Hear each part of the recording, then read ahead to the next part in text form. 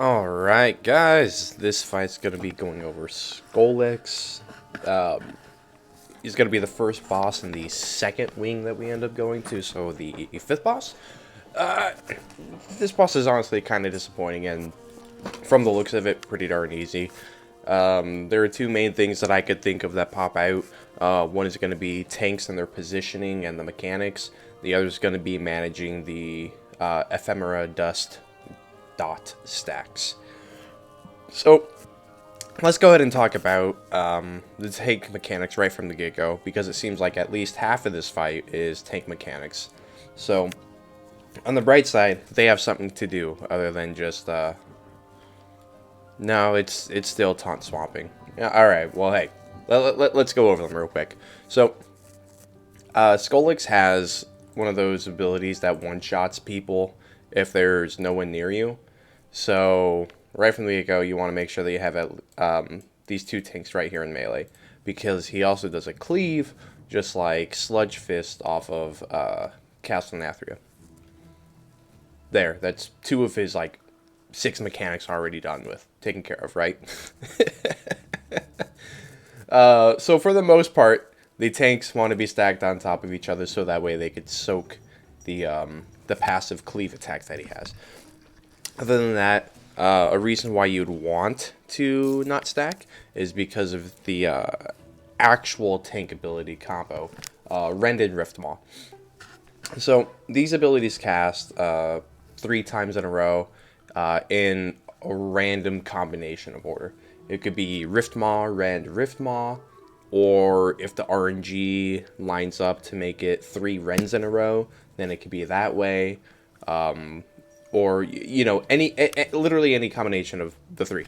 So, Rend is an ability that's going to deal massive physical damage and leaving a damage over time for 45 seconds.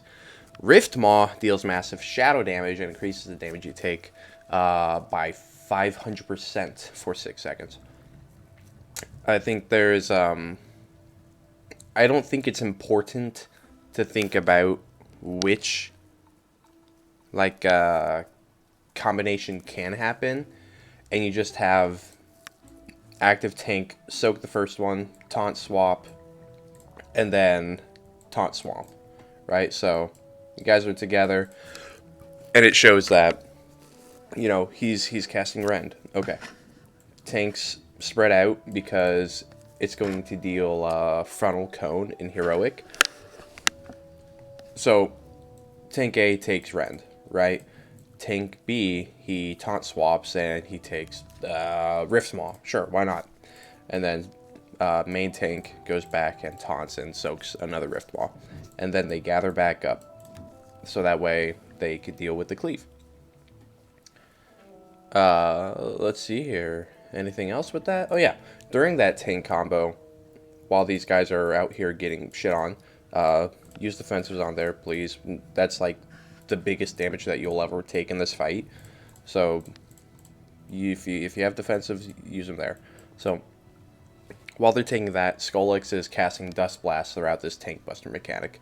It's going to send out 3 sets of 3 projectiles to the furthest 3 players and anyone within 10 yards of that player, right? So let's say we have this player, let's say this healer, and just for the heck of it, we'll have this melee person, right?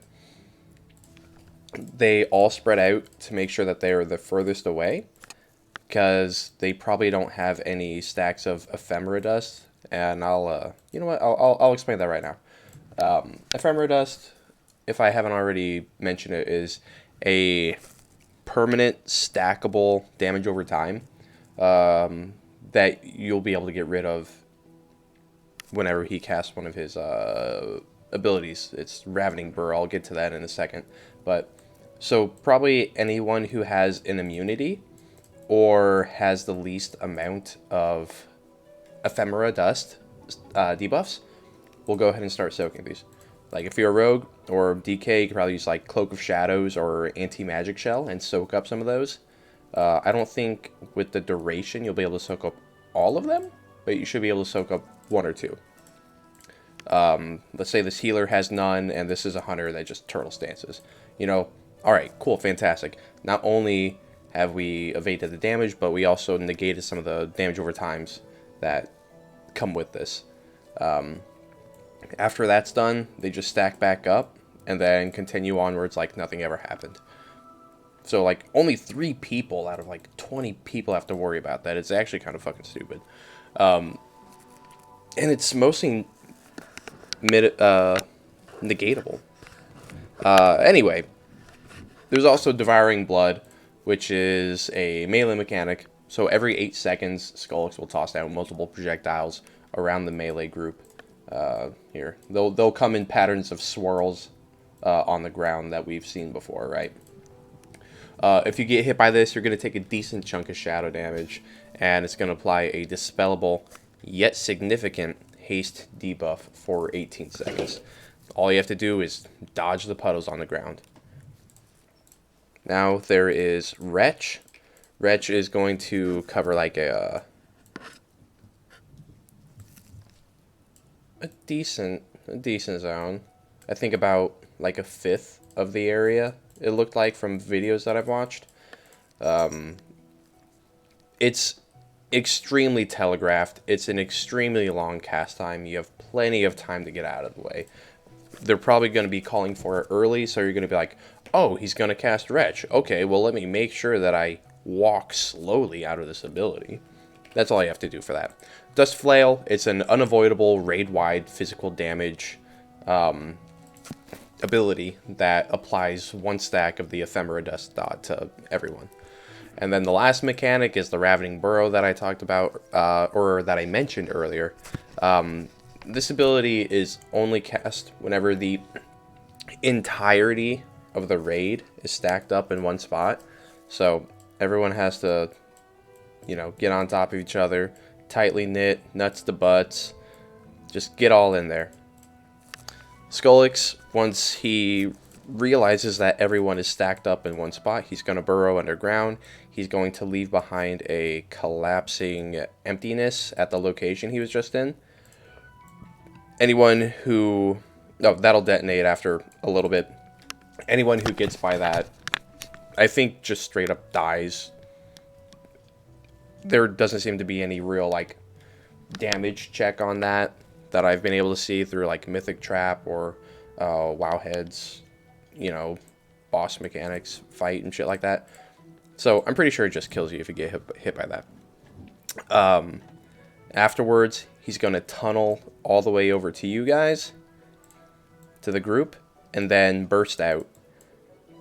There's going to be another ring that says, if you get hit by this, then you will be, you'll take damage, get knocked back, and it'll remove all of your Ephemera stacks. Every time Skolex casts this Ravening Burrow, he gains a permanent and stacking 5% damage buff. So, the main purpose of having this done is to remove the Ephemera Dust dots. If you don't have any Ephemera Dust debuffs, then as he's making his way towards you, you could probably just leave. Like, there's no reason to take extra damage if you don't need to. But if you do have any, just go ahead and soak it, pop a defensive, and then call it a day. Is there anything else? I'm not entirely sure. Honestly, I think that's it. It's a very boring fight, very easy. You don't have to pay a lot of attention, I don't think. I think the best time, and that I've seen other players do it as well, is to have him use Ravening Burrow during that extremely long Wretch, the like super long cone that he casts. That way, whenever tanks are moving, he doesn't accidentally cleave off of someone, or he doesn't one-shot someone because a tank isn't in range. So as soon as he calls, or as soon as he does a Wretch, we'll probably have a call out that says, hey, the next Wretch that happens, we're going to go ahead and stack up on Moon. And then he starts casting Wretch, everyone goes and stacks up on Moon, and bada bing, bada boom, mechanic's done. I mean, it's really just as simple as that. Positioning wise, just like always, keep the boss faced away from the rest of the raid group. It's an easy dub, skis in my thoughts. Thanks for watching.